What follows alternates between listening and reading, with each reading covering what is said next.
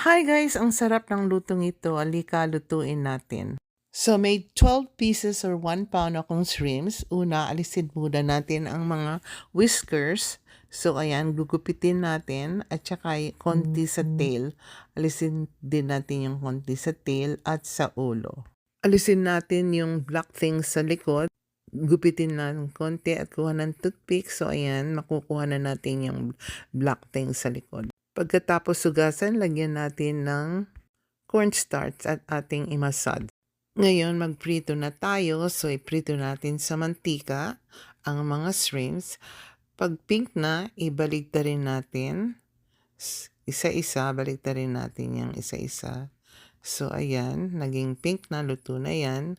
Ngayon, manggisa na tayo, bawang.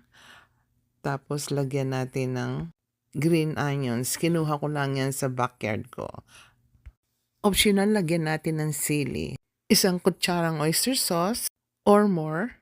2 kutsarang banana ketchup. Dash of black pepper. Mix lang natin. Ngayon, ilagay na natin yung slurry. At ating i-mix. Ayan, pwede nang ilagay yung mga shrimps at ating i-mix para mag-well combine ng mga ingredients. So, ayan. Luto na yan. Ilagay na natin sa plato. At sprinkle natin ulit ng green onions.